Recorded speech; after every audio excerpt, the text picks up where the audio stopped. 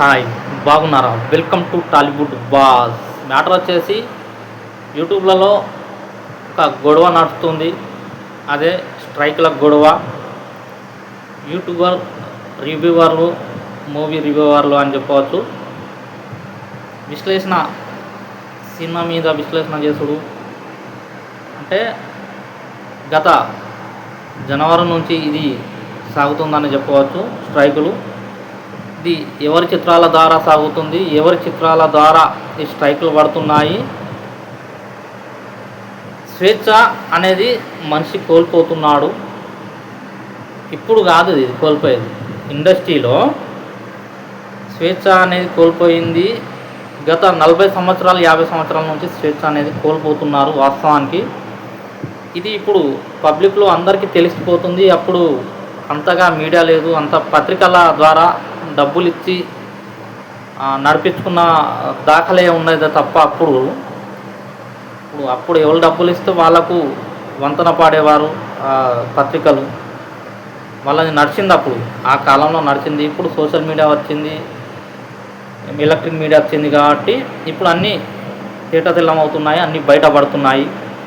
ఎవరు ఏం చేస్తున్నారు, ఇలాంటి ఒత్తిళ్లకు దారి తీస్తున్నారు. నిజం మాట్లాడితే, నిజాలు మాట్లాడద్దు, భజన చేయాలి. ఒక గ్రూప్గా తయారై వాళ్ళ భజన చేసుకుంటేనే మాత్రమే వాళ్ళకు, వాళ్ళ వీడియోలకు, వారి చిత్రాలకు మనుగడ అనేది కొనసాగుతుంది అనేది మరోసారి ఇక్కడ రుజువైంది.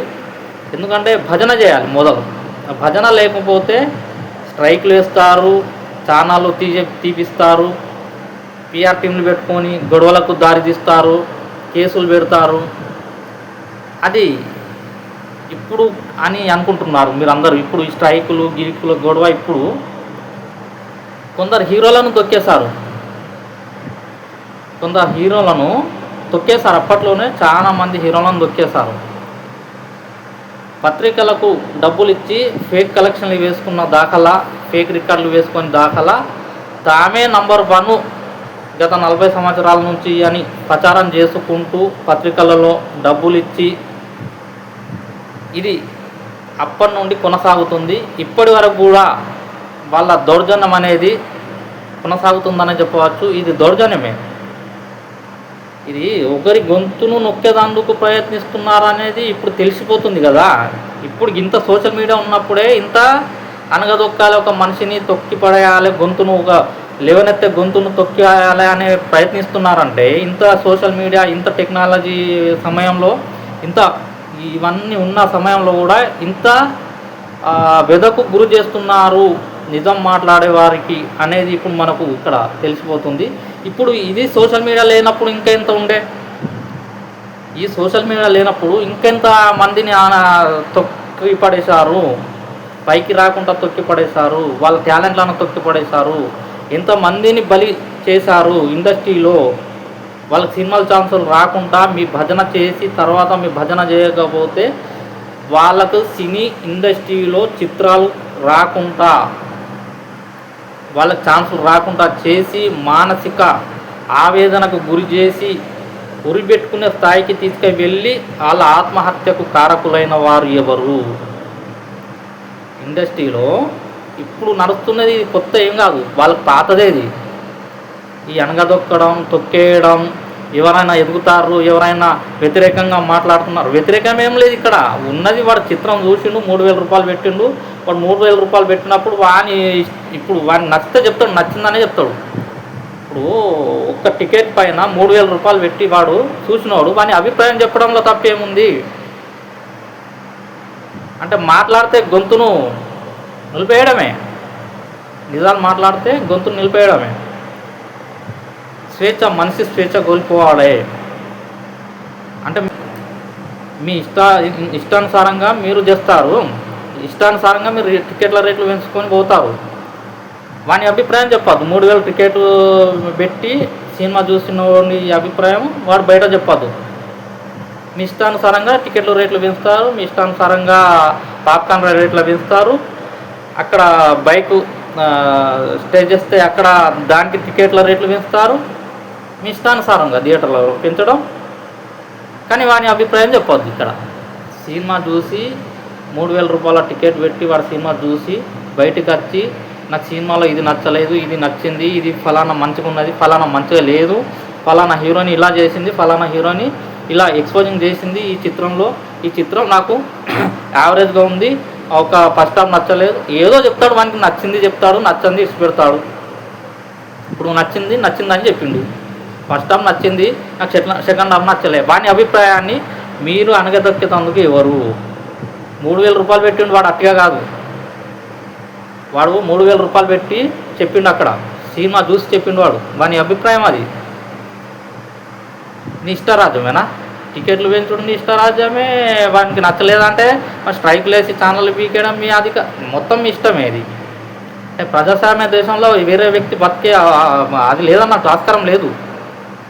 అంటే భజన చేస్తేనే మీ బతుకులు ఉంటాయి ఇక్కడ. వేరే ఇప్పుడు చిన్న చిన్న వాళ్ళ బతుకులు ఉంటాయి అన్నట్టు. మీ భజన చేయాలి. మీ భజన చేయాలంటే జబర్దస్త్ టీం ఉంది కదా, మీ పిఆర్ టీం ఉంది. మీ భజన చేసేందుకు అందరు ఎందుకు చేస్తారు? ఇప్పుడు ఒక్కటి నేను చెప్తున్నా ఇక్కడ, అందరూ నీ భజన చేయాలి, అందరూ నీ వెనక రావాలి అని అంటే ఎవరి అభిప్రాయం అనుకుంటుంది ఇక్కడ. ఒకని అభిప్రాయం చంపుకొని నీ భజన చేయడం అంటే, ఒక జబర్దస్త్ టీంలో ఉన్నది కదా, మీకు ఉంది కదా, అది చూసుకోరి. వాళ్ళని తెచ్చుకొని భజన చేయించుకోర్రి, చప్పట్లు కొట్టించుకోర్రి, ఆహో అనిపించుకోర్రి, ఓహో అనిపించుకోర్రి, తోపు తురుము అన్నీ అనిపించుకోర్రి. కానీ ఇలాంటి ఏంటిది? ఇది ఒక్క ఛానల్ పైన కాదు స్ట్రైకులు వేసింది, చాలా మట్టుకు స్ట్రైకులు వేస్తారు. ఇది గత సంక్రాంతి నుంచి, మొన్న సంక్రాంతి నుంచి స్టార్ట్ అయింది. ఇది ఇలా స్టార్ట్ అయితే ఎంతమందిని హీరోలను తొక్కేసిన సందర్భాలు ఉన్నాయి. మరి కత్తి మహేష్ ఎలా చచ్చిపోయాడు? మొన్న తెలంగాణ వ్యక్తి, ఒక బుక్ రచించిన వ్యక్తి, ఒక హీరో పైన బుక్ రచించిన వ్యక్తి ఎలా చనిపోయాడు? ఎవరు చంపేశారు? దాన్ని తీయడం లేదే, దాని ప్రస్థానం లేదే. కత్తి మహేష్ రివ్యూవరే, అతడు ఎట్లా చనిపోయాడు? సరే, ఉదయ్ కిరణ్ ఎలా చనిపోయాడు?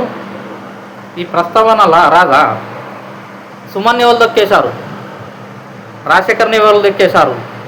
మోహన్ బాబు పైన ట్రోల్స్ చేపించింది ఎవరు? ఇవన్నీ లేవా? ఇవన్నీ మాట్లాడితే స్ట్రైకులు వీకులు ఛానల్ పీకేశారు. మిస్టర్ రాజమ్మా, మీ జాగిరా, మీ భజన చేయాలా? అందరూ మీ భజన చేసి మీ వెనకాల తిరగాల భజన చేసుకుంటూ. తోపు తురుము, నువ్వెవడు తోపు తురుము? మాకు ఆడు పైసలు పెట్టిండు, వాడు జేబులోకి వెళ్ళి పైసలు పెట్టిండు. నేను పైసలు పెట్టి చూస్తేనే నేను చెప్తాను. మీరెవడు? ఛానల్ వీకేసుడు, స్ట్రైక్ లేసుడు, ఇది భయపెట్టిస్తున్నారా?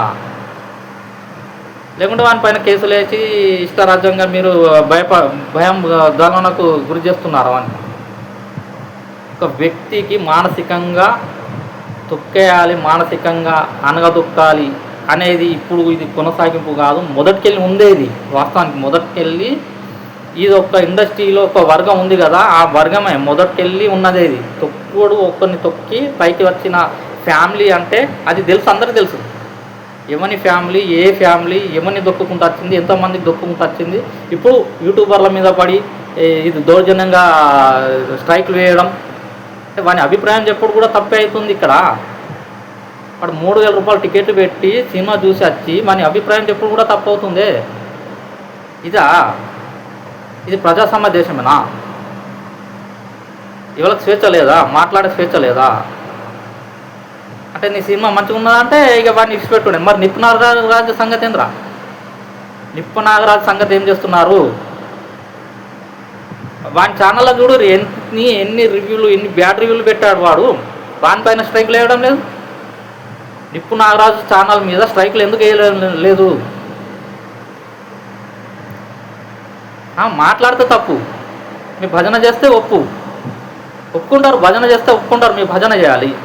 వాడు ఉన్నాడు కదా నిప్పు నాగరాజు గారు, మీ భజన చేస్తూ ఎదుటి వాళ్ళను నెగిటివ్గా క్యాంపెయినింగ్ చేస్తూ నెగిటివ్గా రివ్యూలు ఇస్తూ వాని ఛానల్ ఇప్పుడు పబ్బంగా గడుపుకుంటున్నాడు నిప్పు నాగరాజు. వాటిపైన స్ట్రైక్ లేలే. దేవరా టైంలో ఎన్ని బ్యాడ్ రివ్యూలు ఇచ్చాడు వాడు. దేవరా టైంలో, వార్ టైంలో ఎన్ని బ్యాడ్ రివ్యూలు ఇచ్చాడు. అఖండ 2 సినిమాకి ఎన్ని బ్యాడ్ రివ్యూలు ఇచ్చాడు వాడు. పైన స్ట్రైకులు లేవు. అంటే మీ భజన చేస్తే మాత్రం స్ట్రైకులు తప్పుతాయి, మీ భజన చేయని వానికి మాత్రం స్ట్రైకులు వేస్తారు. అంటే ఇది మీ యొక్క ఫ్యామిలీ బతకూడేనా, లేకుంటే ఇతర ఫ్యామిలీలు బతకకూడదా? అడిగేవాడు లేకనా? కేసులు వేస్తారా? అడిగితే కేసులు వేస్తారా? ఇది నిజం కాదు మాట్లాడేది. మేము కత్తి మహేష్ని ఎవరు చంపారు, ఎట్లా చచ్చిపోయాడు, యాక్సిడెంట్ చేసింది ఎవరు, ఆ యాక్సిడెంట్కి కారకులు ఎవరు, వీళ్ళు ఏమనెత్తారు? ఇది ఎత్తుతే మన స్ట్రైక్ ఛానల్ బీకేసుడు, మన బెదిరింపు కాల్సచ్చుడు.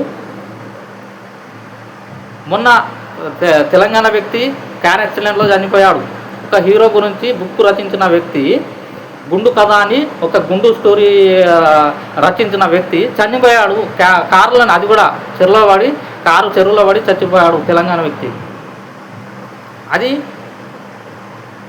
ఎలా చనిపోతున్నారు వీళ్ళందరూ? ఎలా చనిపోతున్నారు అంటే గొంతు ఎత్తి మాట్లాడిన వాడు చనిపోవాలి, చంపేస్తారు. ఇది ఇప్పుడు ఉన్న జనరేషన్ చూస్తున్నారు. మళ్ళీ వాళ్ళ భజన చేసుకుంటూ ఎంతమంది హీరోలను తొక్కేశారు, ఎంతమందిని బలి చేసుకున్నారు వాళ్ళ గొప్పతనం గురించి. వాళ్ళ గొప్పల కోసం ఇతరులను తొక్కుకుంటూ బలి చేసుకుంటూ వస్తూ ఇంతమంది ఘోష పెట్టుకుంటున్నారు వీళ్ళు. ఇప్పుడు ఛానళ్ళ మీద రివ్యూవర్ల మీద పడి మళ్ళీ ఇరుస్తున్నారు. అరే నీ సినిమా చూసినప్పుడు, వాడు పైసలు పెట్టి చూసినప్పుడు అని చెప్పే అధికారం ఉంది కదా. ప్రతి ఒక్కరి మీద దౌర్జన్యమే. ఇది ఈ వీడియో నచ్చితే మాత్రం లైక్ చేయండి, షేర్ చేయడం మర్చిపోకండి. బాయ్, ఉంటాం.